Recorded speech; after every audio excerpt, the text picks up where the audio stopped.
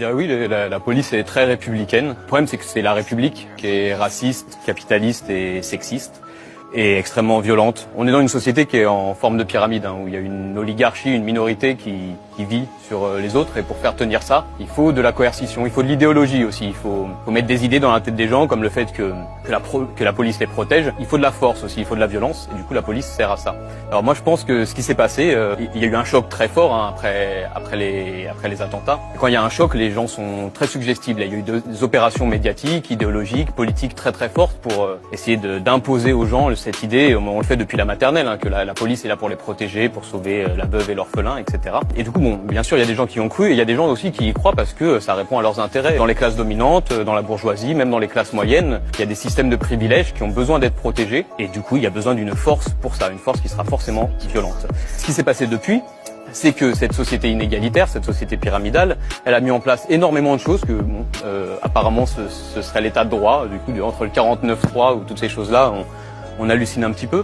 Les classes dominantes, les classes dirigeantes de cette société-là ont décidé de mettre en place une loi au profit du MEDEF et du patronat, qui ne passe pas du tout ni dans les classes populaires, ni dans les strates un petit peu supérieures. Et du coup, l'État, puisque c'est l'État, c'est la classe dirigeante qui décide de ce que fait la police, ces gens sont à leur service, a décidé d'employer dans les centres-villes bourgeois notamment, et contre les classes moyennes et les strates supérieures des classes populaires, des dispositifs, des protocoles de violence, une intensité qui jusque-là était industriellement réservée aux quartiers populaires. C'est-à-dire qu'on a autorisé, voire lâché un petit peu des unités policières sur des populations qui n'étaient pas du tout habituées à vivre cette violence industrielle, ce système de domination qui est appliqué en permanence dans les quartiers populaires contre les classes populaires et qui fait 10 à 15 morts par an. Ce sont principalement des jeunes issus de la classe ouvrière et issus de l'immigration coloniale, notamment des Noirs et des Arabes.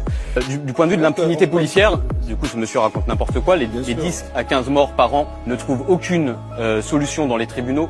La justice protège ce système de violence, d'oppression, de harcèlement, de ségrégation policière des quartiers populaires, au point qu'il faut lutter longtemps et durement pour juste ouvrir des procès. À la sortie de ces procès, on n'a jamais rien. Peut-être des fois, le minimum qu'on peut avoir, après des années, voire 10 ans de lutte, ça va être du sursis. Il ne se passe jamais rien.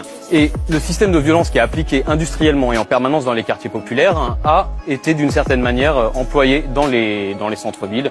Ce qui fait qu'il y a beaucoup de gens qui n'étaient pas habitués à voir ce que fait réellement la police, qui du coup s'en sont rendus compte. Ce débat est toujours posé de la même manière.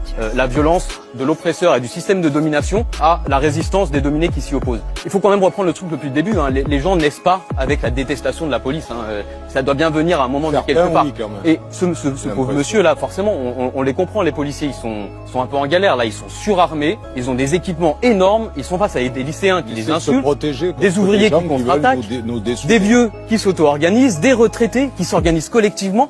Et du coup, bien sûr, ils sont obligés de sortir cette image du casseur pour essayer de trouver une sorte d'ennemi intérieur, à sortir de là et faire passer le mouvement social pour un truc qui finalement serait très gentil et serait très content que l'État lui impose une loi patronale alors que personne n'en veut. Donc il faut inventer cette figure du casseur. Et c'est normal qu'ils soient un petit peu... on l'invente pas. Ils se sentent fragiles, ces policiers, les casseurs, parce qu'ils subissent une contre-attaque collective d'une majorité de gens dans ces manifestations, des jeunes, des vieux, des ouvriers, des chômeurs, des précaires. Alors il faut inventer des outils idéologiques pour diviser les gens. Parce que les gens, face à la violence de la police, et c'est peut-être ce que vous avez fait de mieux dans votre vie, commencent à se réunir, à s'auto-organiser, à s'associer et à découvrir qu'on peut vivre autrement, qu'on peut s'organiser autrement, qu'on peut changer les choses, mais horizontalement, en s'entraidant. Ce que les gens voient, c'est exactement l'inverse de ce qui est raconté, c'est-à-dire qu'il n'y a pas une minorité de casseurs qui s'en prend, qui seraient toujours les mêmes et qui s'en prennent à l'état de droit, mais plutôt une majorité de gens qui n'en peuvent plus de se faire gazer, tabasser, alors qu'ils sont dans des luttes légitimes pour leurs droits.